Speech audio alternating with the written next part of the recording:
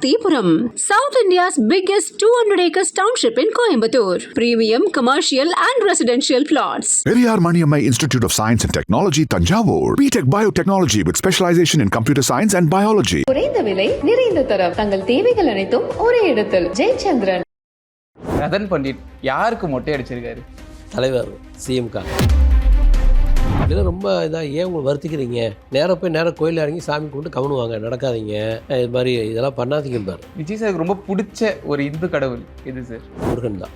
ரொம்ப தீவிர முருக பக்தர். அதனால தான் சொன்னேன், நீங்கள் எலெக்ஷனுக்கு முன்னால் போங்க, 5 கோடி பேர் முருக வெறிகள் இருக்காங்க, 1 கோடி ஓட்டு எக்ஸ்ட்ரா கிடைக்குன்னு நான் சொன்னேன். வேண்டாங்க அப்படின்ட்டார். அதை ஓட்டுக்காக ஒரு வேலையை நான் செய்ய மாட்டேன். விஜய் சாருக்காக வந்துட்டு இப்போ மொட்டை அடிச்சிருக்கீங்க, இவ்வளோ அன்பாக இருக்கீங்க அவர் மேலே. என்னைக்காவது இந்த அன்புனால உங்களுக்கு ஏதாவது மிரட்டல் வந்திருக்கா? வந்துருக்கு. அரசியல் பிரிவு சிறப்பு ஆலோசகரான்னு ஒரு பதவி கொடுத்துருந்தாங்க. ஸோ அந்த பதவி கொடுத்த 24 மணி நேரத்துக்குள்ளேயே அதை ரத்தும் செஞ்சுட்டாங்க. அது உங்கள்கிட்ட டிஸ்கஸ் பண்ணி தான் எடுத்தாங்களா? எனக்கு அது போஸ்டிங் போட்டதும் தெரியாது. எடுக்கிற பொழுதும் கூட எனக்கு ஒன்றும் பெருசாக அதில், ஏன்னா அதில் ஒரு வெறுப்பு இல்லாத ஒரு விஷயம். அவருடைய உறவு தான் எனக்கு பெருசே ஒழிய, முருகனுக்கு எனக்கு இருக்கிற உறவு தான் பெருசு ஒழிய, முருகன் எனக்கு என்ன கொடுத்தாரு, என்ன எடுத்துக்கிட்டாருன்னு பெருசு இல்லையா? அப்படி உங்களுக்கு ராஜகுருவா இருந்தால் உங்கள் பர்சனலாக அவரை வச்சுக்கணும். திரு வன்னியரசன் வந்துட்டு என்ன சொல்கிறாருன்னா, மந்திரம் சொல்கிறவங்கள சட்டசபைக்குள்ளே சேர்க்காதீங்க அப்படின்னு ரொம்ப. நான் ஒரு அப்பீல் இதில் வச்சுக்கிறேன். வன்னியரசும் பிரேமலாதாவும் உங்கள் மாதிரி ஏதாச்சும் ஒரு சேனலுக்கு லைவாக வர சொல்லுங்க. அவங்க கேட்குற கேள்விக்கு நான் பதில் சொல்கிறேன். மனோதத்துவ நிபுணர்கள் 2 பேர்த்து கூப்பிட்டுக்கலாம். நான் சொல்கிறத மனோதத்துவ நிபுணர் ஒத்துக்கலை அப்படின்னா என் பேரை தோல்வியல்னு வச்சு மாற்றி வச்சுட்டு இந்த ரூம் விட்டு வெளியே போயிட்டு நான் ஜோசியம் பார்க்க நிறுத்திக்கிறேன். இன்றைக்கி 5000 குடும்பம் சந்தோஷமாக இருக்க நான் காரணமாக இருக்கேன். இப்போ எங்கிட்ட யாராச்சும் ஒருத்தர் பேசுகிறாங்கன்னா அவங்க நிம்மதி அடைஞ்சிருவாங்க. நான் நிம்மதி சப்ளை பண்ணுறேன். வன்னியர்ஸ் எதை சப்ளை பண்ணுறாரு? பிரேமலாதா எதையும் சப்ளை பண்ணுறாங்க. நீ உன்னை சுற்றி இருக்க சமுதாயத்துக்கு நீ சொல்கிறது என்ன? நீ சொன்னது பெரியார் சொல்லியிருக்காருன்னா நீ தேவையே இல்லையே. கருப்பராயம் காப்பாற்றுவான்னு ஒரு விவசாயி நினைக்கிறான், ஒரு கெடாய் வெட்டுறான். அந்த நம்பிக்கை இருக்கே, நான் கெடாய் வெட்டிட்டேன், கருப்பராயம் அந்த நம்பிக்கையை அவனை காப்பாற்றுது, கருப்பராயம் காப்பாற்றலை. இதை வன்னியர் சொல்லியிருக்காரா? நீ இந்த சமுதாயத்துக்கு சொல்கிறது என்ன? நீ யார்? உன்னுடைய அறிவு திறமை என்ன? அரசாங்கத்தை நடத்துறதுக்கே பணம் இல்லைங்கிறாங்க. ஆனால் எனக்கு சார் சொன்னது, நானும் சாரும் பேசிக்கிட்டது, இந்த அரசாங்கத்தை பியூட்டிஃபுல்லாக நாங்கள் நடத்திடுவோம். இந்த அரசாங்கம் ஒரே வருடத்தில் ஏழைகளுக்கான சொல்யூஷனை கொடுத்துரும். அதெல்லாம் நாங்கள் பேசி வச்சுருக்கோம். இதெல்லாம் இம்ப்ளிமெண்ட் பண்ணுறதுக்கு நான் ஒரு பக்கத்தில் இருந்தேன்னு வச்சுக்கோங்க, இது பயன்படும். அதற்கு தான் வந்த மேலேயே நான் எதுக்குங்க அவரோட ஜோசியம் பார்த்துட்டு உட்காந்துருக்கணும்? அவர் தான் ஆல்ரெடி சிஎம் ஆகிட்டாரு. சீஃப் மினிஸ்டர் சாதாரண பதவி அவரை பொறுத்த வரைக்கும். 30 ஸ்டேட்டில் ஒரு ஸ்டேட்டு. அப்போ அடுத்தது என்ன? அது டெல்லி லெவல். அதுக்கடுத்து என்ன? வேர்ல்டுக்கான தலைவர். ஒரே ஒரு பைசா சார் லஞ்சம் வாங்க மாட்டார், வச்சுங்களா, தப்பு பண்ண மாட்டார். அப்படி தப்பு பண்ணாத ஒரு தலைவன் இந்தியாவில் உருவாக வருது, அவர் உலக தலைவராக மாறுவாரா மாற மாட்டார்? நீங்கள் சொல்லுங்கள். கண்டிப்பாக சார். அப்போ எதிர்காலத்தில் மோடி வெர்சஸ் விஜய் சார். வணக்கம் சார். வணக்கம். முதல் கேள்வியே, ரதன் பண்டிட் யாருக்கு மொட்டை அடிச்சிருக்காரு? பழனி முருகனுக்குங்க. யாருக்கான வேண்டுதல்? தலைவர் சிஎம்காக. எப்போ அந்த வேண்டுதல் சார்? நான் ஆக்சுவலாக ஒரு 2-3 மாதத்துக்கு முன்னாடி ஒரு பிளானிங் வச்சுருந்தேன். நம்மளுக்கு வந்து ஏப்ரல் 23 எலெக்ஷன் அப்படின்னு டேட் அனௌன்ஸ் பண்ணாங்க இல்லையா? அதற்கு முன்னாலேயே என்றைக்கு எலெக்ஷன் வந்தாலும் சரி, அந்த எலெக்ஷன் நடக்கிற அந்த தேதி ஃபுல்லாக கவுண்டிங் ஆரம்பிக்கிற நாளில் நாம் பழனியில் இருக்கணும், முருகனை வேண்டிக்கணும். ஆனால் பழனி முருகன் தான் யுத்த கடவுள். வெற்றி அப்படின்னா பழனி முருகன். அது அரசியல், அரசாங்கம், நீங்கள் ஒரு காரியத்தை ஜெயிக்கணும்னா பழனி முருகன் தான் ஆக்சுவலாக. ஸோ நாங்கள் வந்து எங்கள் தலைவர் வந்து ஜெயிக்கணும் அப்படின்னு சொல்லி அன்றைக்கி ஃபுல்லாக இருந்தேன்னு வேண்டியிருந்தேன். அதே மாதிரி நான் அந்த ஒரு நாளைக்கு முன்னால் ஒட்டஞ்சத்திரத்துலேருந்து 30 கிலோமீட்டர் நானும் என் ஒய்ஃபும் நாங்கள் நடந்து பழனி போய் நான் வேண்டிட்டு வந்தேன். சார் ஜெயிச்சிட்டார்னா நான் வந்து 2 நாளை வந்து முடி காணிக்க கொடுக்குறேன், ஜெயிச்சிட்டார்னா பதவி ஏற்றுட்டார்னா சிஎம்மாக அப்படின்னு வேண்டிக்கிட்டேன். சார் பதவி ஏற்று நான் 30வது மணி நேரத்தில் நான் முடி காணிக்க கொடுத்தேன். 30 கிலோமீட்டர் 8 மணி நேரத்துக்கு நடந்திருப்பீங்களா? 8-8.5 மணி நேரம் நான் ஸ்டாப் வாக்கிங். இது விஜய் சார் நீங்கள் மொட்டை அடிச்சதுக்கு என்ன சார் சொன்னார்? அவர் ஆக்சுவலி இதெல்லாம் வேண்டாம் பாரு. ஆக்சுவலாக இப்படிலாம் ரொம்ப இதாக ஏன் உங்களை வருத்திக்கிறீங்க? நேராக கோயில் இறங்கி சாமி கும்பிட்டு கவனுவாங்க, நடக்காதீங்க, இது மாதிரி இதெல்லாம் பண்ணாதீங்க பாரு. ஏன்னா எனக்கு தெரியும் டெடிக்கேட்டாக நம்ம இருக்கிறோம், நம்ம ஜெயிச்சிருவோம், உங்களை வருத்திக்காதீங்க அப்படிம்பார். ஆக்சுவலாக அவருக்கான மனதால் ஒரு திருப்தி.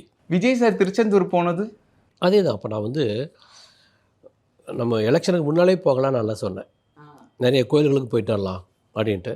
ஏன்னா நம்ம தமிழ்நாட்டுடைய எந்த முதலமைச்சருமே இது வரைக்கும், அண்ணாதுரை ஆரம்பிச்சிங்கன்னா இன்றைக்கு வரைக்கும் யாருமே ஒரு கோயில்களை போய் சாமி வருது அதை வந்து வெளிப்படுத்துறது அது பண்ணலை. ஏன்னா இவங்கெல்லாம் ஒரு நாத்திக கருத்து அப்படின்னு போயிட்டாங்க. ஆனால் சாமி கும்பிட்றாங்க, வெளிப்படையாக சொல்கிறதில்ல. அவங்க ஒய்ஃப் கும்பிடுவாங்க, அவங்களே கூட கும்பிடுவாங்க, இந்த மாதிரி இருக்கும். ஆனால் அந்த தீபாவளி பொங்கல் அப்படின்னு வரும்போது அவங்க பின் வாங்குவாங்க. ஆனால் நீங்கள் அப்படி இல்லை, எல்லா மதத்தையும் ஏற்றுக்கொள்வது ஒரு சமத்துவம், எந்த மதத்தையுமே ஏற்றுக்கொள்ளாதது ஒரு சமத்துவம். இவங்களாம் எதையுமே ஏற்றுக்க மாட்டேன்னு சொல்லிவிட்டு உள்ள காட் ஃபியரிங்காக இருப்பாங்க. இப்போ நம்ம தலைவர் எப்படின்னா எல்லா மதத்தையும் ஏற்றுக்கொள்ளக்கூடிய ஒரு தலைவர். விஜய் சாருக்கு ரொம்ப பிடிச்ச ஒரு இந்து கடவுள் எது சார்? முருகன் தான். ரொம்ப ரொம்ப தீவிர முருக பக்தர். அதனால தான் சொன்னேன், நீங்கள் எலெக்ஷனுக்கு முன்னால் போங்க, 5 கோடி பேர் முருக வெறியல் இருக்காங்க, 1 கோடி ஓட்டு எக்ஸ்ட்ரா கிடைக்குன்னு நான் சொன்னேன். வேண்டாங்க அப்படின்ட்டார். அதை ஓட்டுக்காக ஒரு வேலையை நான் செய்ய மாட்டேன்ட்டார். விஜய் சாருக்காக வந்துட்டு இப்போ மொட்டை அடிச்சிருக்கீங்க, இவ்வளோ அன்பாக இருக்கீங்க அவர் மேலே. என்னைக்காவது இந்த அன்புனால உங்களுக்கு ஏதாவது மிரட்டல் வந்திருக்கா, விஜய் சார் கூட இருக்கக்கூடாது நீங்கள் அப்படின்னு? வந்துருக்கு. அதை பற்றி அதை சொல்ல முடியுமா? இல்லை, ஒரு டிசம்பரில் ஒரு நாள் ஒரு இன்ஸ்பெக்டர் வந்து, நான் அடையார் ஒரு ஹோட்டல் தங்கியிருந்தபோது, எம்ஆர்சி நகரில் ஒரு ஹோட்டல் தங்கியிருந்தபோது, அவர் என்னுடைய ரூமுக்கு வந்து கிட்டத்தட்ட ஒரு 8-8.5 மணி நேரம் என்ன அவருடைய கண்ட்ரோலை ஹோல்டில் வச்சுருந்தார்.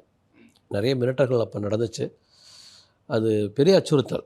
அன்றைக்கி ஒரு வேளை அவர் ஜெயிச்சிருந்தாருன்னா, அதாவது அச்சுறுத்தல் அந்த இன்ஸ்பெக்டர் ஜெயிச்சிருந்தாருன்னா, இன்றைக்கி நான் அவங்களோட உயிரோடு பேசிகிட்டு இருக்க மாட்டேன். அது ஒரு வெள்ளிக்கிழமை ராத்திரி.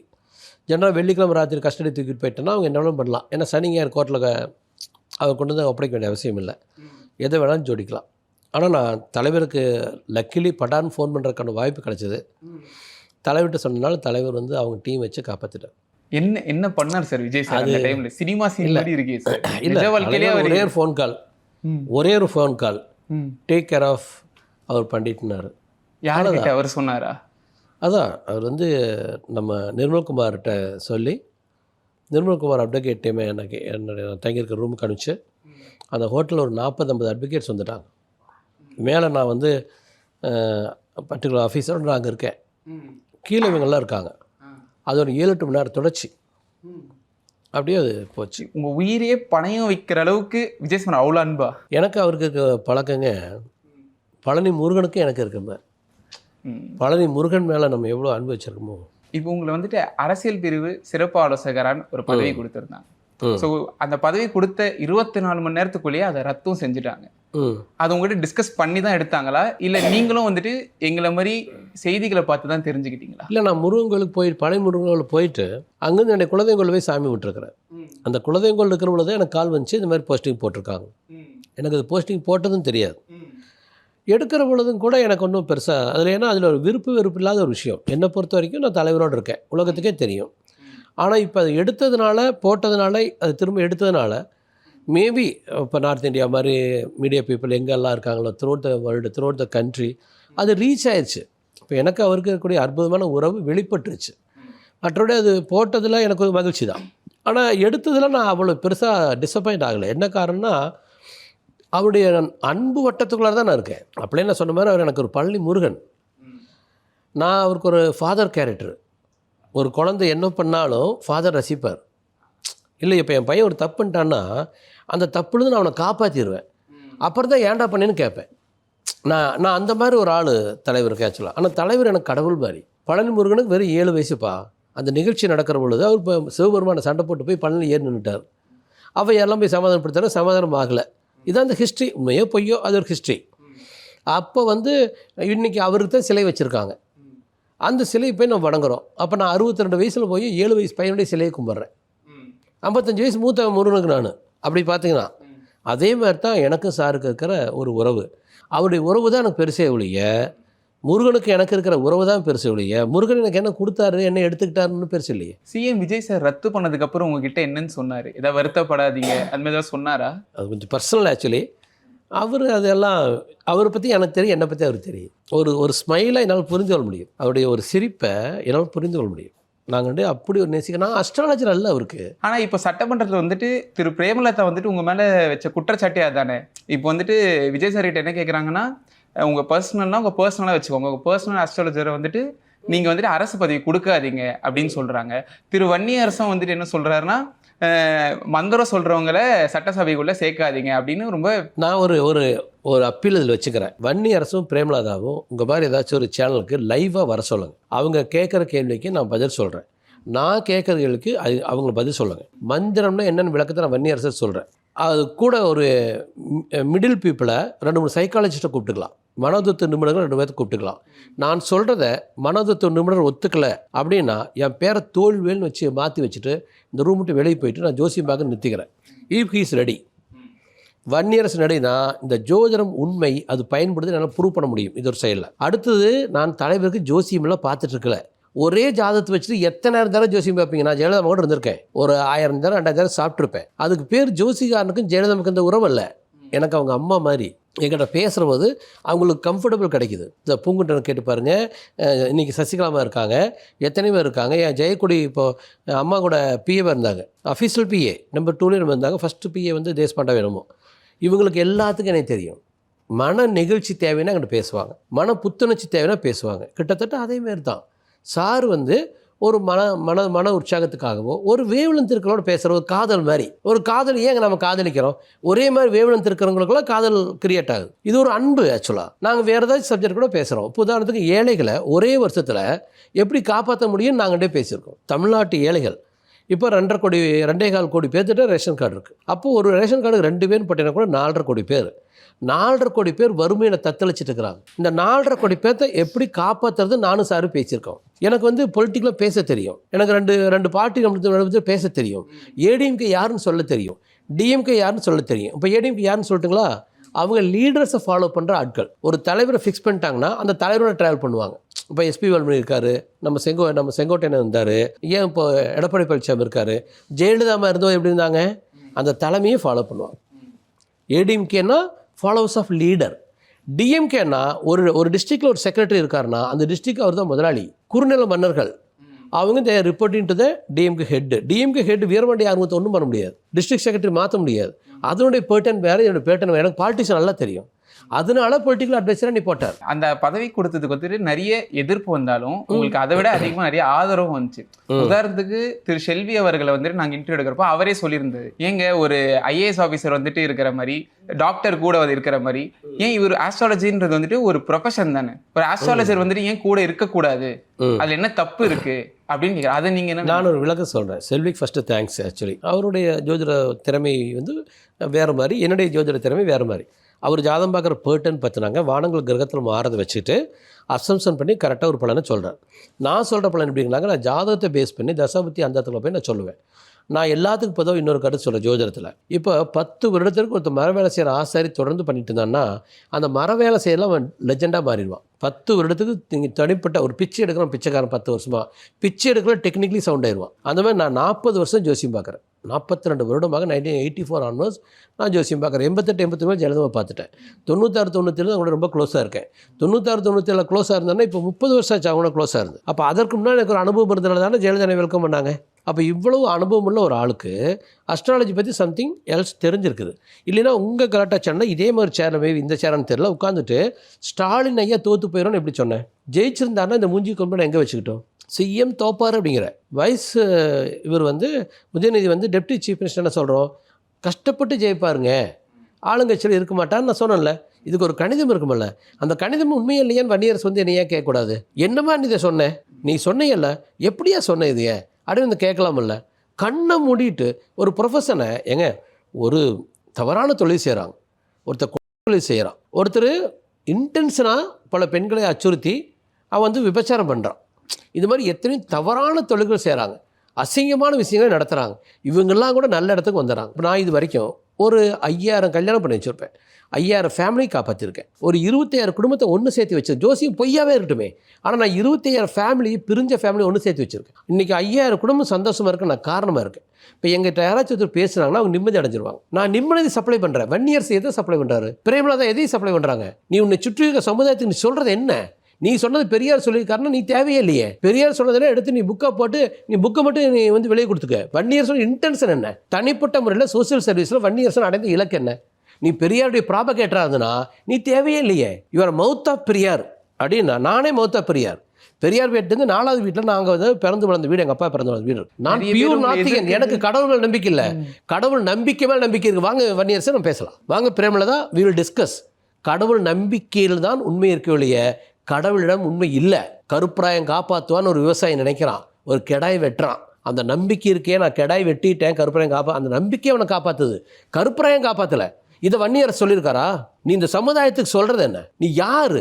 உன்னுடைய அறிவு திறமை என்ன நீ பெரியார் நீ பத்துக்கிட்ட. இது உன்னை நீ நியாயப்படுத்திக்க சொல்லக்கூடிய சாலக்கு. எல்லாருமே முழுமையான ஞானியும் இல்லை, அறிவாளியும் இல்லை. கதிர்காமத்திலேருந்து வந்த ஒரு ஆள், சரி யாழ்ப்பாணத்துலேருந்து வந்த ஒரு கதிர்வேல்னு ஒரு ஆள், நீங்கள் புக்ஸை தேடி எடுத்து பாருங்கள். அவர் பெரியார் பற்றி என்ன சொல்கிறார்.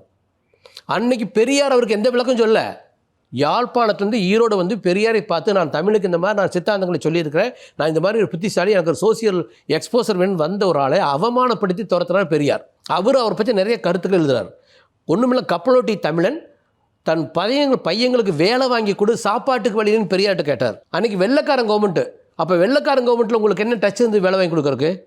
அதையும் அவர் செய்யலை.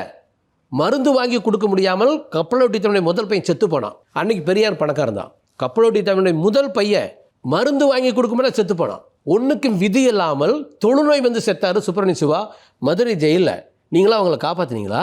இந்த சுதந்திரத்துக்காக போகிறோம். நீங்கள் என்ன சுதந்திரத்துக்காக போகிறோம்? நீங்கள் இவங்கெல்லாம் நமக்கு சொல்லிக் கொடுக்குறாங்க எந்த பண்பியலை இந்த பிரேமலதாவும் இந்த என்ன இளைஞர்களுக்கு என்ன சொல்ல வர்றீங்க நீங்கள் ஜோசியாரம் புறவர் பண்ணால் மனோதத்துவ முறையாக நாங்கள் சொல்கிறோம். மனதை நம்ப வைக்கிறது ஜோதிடம், தெய்வீகத்தை நம்ப வைக்கிறது ஜோதிடம்.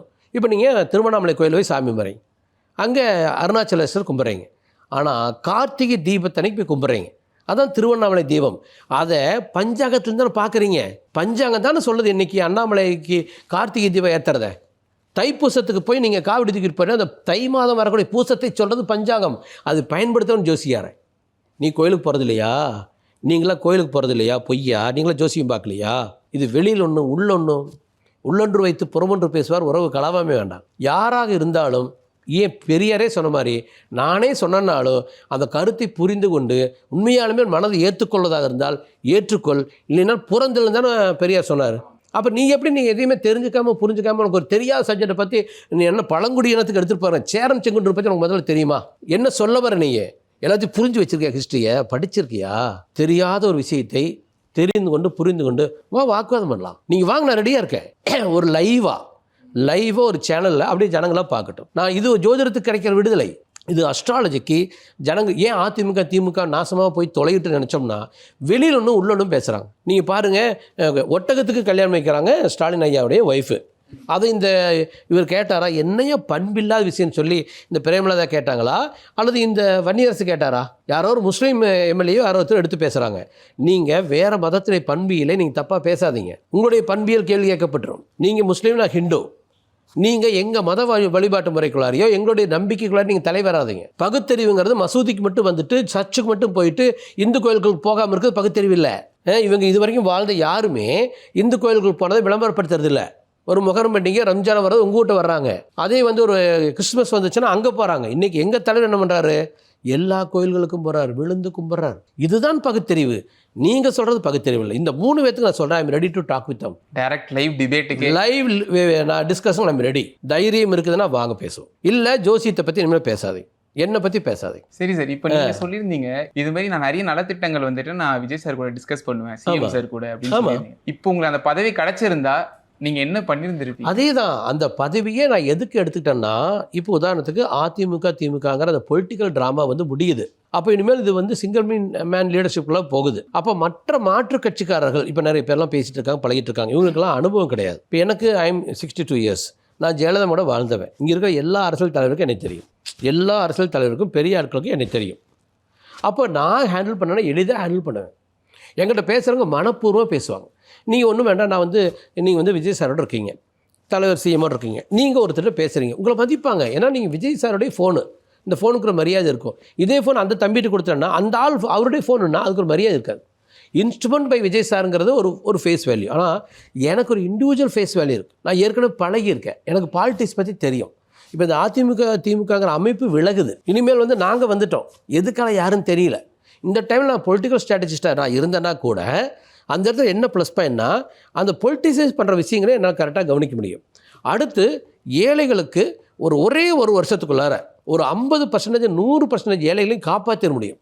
அதாவது இப்போ நம்ம நினைக்கிறோம் 10 லட்சம் கோடி கடன் இருக்குது, ஒரு கணக்கு போடுறாங்க, இத்தனை ரூபாய். இப்போ ₹1 நீங்கள் கணக்கில் வச்சுட்டிங்கன்னா அந்த ₹1 சம்பளம் கொடுக்குறது 17% போயிடுச்சு, 17 பைசா போயிடுச்சு, இதுக்கு 6% போயிடுச்சு. இப்படின்னு சொல்லி பார்த்தா அரசாங்கத்தை நடத்துறதுக்கே பணம் இல்லைங்கிறாங்க. ஆனால் எனக்கு சார் சொன்னது, நானும் சாரும் பேசிக்கிட்டது, இந்த அரசாங்கத்தை பியூட்டிஃபுல்லாக நாங்கள் நடத்திடுவோம். இந்த அரசாங்கம் ஒரே வருடத்தில் ஏழைகளுக்கான சொல்யூஷனை கொடுத்துரும். அதெல்லாம் நாங்கள் பேசி வச்சுருக்கோம். இதெல்லாம் இம்ப்ளிமெண்ட் பண்ணுறதுக்கு நான் ஒரு பக்கத்தில் இருந்தேன்னு வச்சுக்கோங்க. இது பயன்படும். அதற்கு தான் வந்த மேலேயே நான் எதுக்குங்க அவரோட ஜோசியம் பார்த்துட்டு உட்காந்துருக்கணும்? அவர் தான் ஆல்ரெடி சிஎம் ஆகிட்டாரு சார். கஷ்டமோ கவலையோ நோயோ பிரச்சனையோ இருக்கவங்களுக்கு ஜோசியம் பார்க்குறக்கு வருவாங்க. நல்லா இருக்கிறவங்க தியேட்டருக்கு போயிடுவாங்க, ஜாலியாக இருப்பாங்க, என்டர்டெயின் பண்ணுவாங்க. இப்போ சார் சிஎம்மாக இருக்காரு, அவருக்கு நான் எதுக்கு தேவை? புரியுதுங்களா? நான் ஒரு ஒரு குஷன் தருவேன், மனதுக்கு ஒரு அன்பு தருவேன், எதுக்கும் பயப்பட வேண்டியதுன்னு சொல்லுவேன். சார் எதை மறந்தாலும் எதை மன்னித்தாலும் விட்டு போயிடும். உங்களுக்கு ஒரு பிரச்சனை இருக்குது, பிரச்சனை எப்படி ஜெயிக்க போகிறீங்க? பிரச்சனையை எதிர்கொண்டு ஜெயிக்கவே முடியாது தெரியுமா? ஒரு சைக்காலஜிஸ்ட் உட்கார வச்சு கேளுங்க, ஒரு மனதுத்து நிமிடம் உட்கார வச்சு கேளுங்க. ராதன் பண்டிட் இப்படி சொல்லாரு, உண்மையான எந்த பிரச்சனையுமே கையில் எடுத்து சரி பண்ண முடியாது. அப்போ விஜய் சாருக்கு ஏதாவது ஒரு பிரச்சனைனா உங்ககிட்ட தான் அதுதான் பேசுவார். அவருக்கு ஒரு மனதுக்கான ஒரு தெளிவுன்னு கூட சொல்ல முடியாது. ஏதோ ஒன்றுக்கு தேவைப்படுது. நான் அவரோட நான் பயணிக்கிறேன், அது அவருக்கு பிடிச்சிருக்குது, எனக்கு பிடிச்சிருக்கு. எனக்கு நான் இப்போ நான் ஏற்கனவே சொல்ல முடியாது, அவர் எனக்கு பழனி முருகன், வாழும் முருகன். அவர் இன்னும் 50 வருஷத்துக்கு சீஃப் மினிஸ்டர் இருப்பார். பொறுக்க வேறு ஏதோ ஸ்டேட்டுக்கு போவார். சீஃப் மினிஸ்டருக்கு சாதாரண பதவி அவரை பொறுத்த வரைக்கும். 30 ஸ்டேட்டில் ஒரு ஸ்டேட்டு. அப்போ அடுத்தது என்ன? அது டெல்லி லெவல். அதுக்கடுத்து என்ன? வேர்ல்டுக்கான தலைவர். நாளைக்கு ஒரு அமெரிக்கன் பிரசிடென்ட்டுக்கும் ரஷ்யன் பிரசிடென்ட்டுக்கும் ஏதாச்சும் ப்ராப்ளம்னா கூட இவர் பேசலாமே, ஏன் இருக்கக்கூடாது? நாளைக்கு அப்போ அமெரிக்கா ரஷ்யாக்கு பிரச்சனை கூட விஜய் சார் ஏன் பேசக்கூடாதுன்னு கேட்குறேன். ஒரே ஒரு பைசா சார் லஞ்சம் வாங்க மாட்டார், வச்சுங்களா? தப்பு பண்ண மாட்டார். அப்படி தப்பு பண்ணாத ஒரு தலைவன் இந்தியாவில் உருவாகிற பொழுது அவர் உலக தலைவராக மாறுவாரா மாற மாட்டார்? நீங்கள் சொல்லுங்கள். கண்டிப்பாக sir. Parthipuram, South India's biggest 200 acres township in Coimbatore. Premium commercial and residential plots. Periyar Maniammai Institute of Science and Technology, Tanjavur. BTech Biotechnology with specialization in computer science and biology. குறைந்த விலை, நிறைந்த தரம், தங்கள் தேவைகள் அனைத்தும் ஒரே இடத்தில். ஜெயச்சந்திரன்.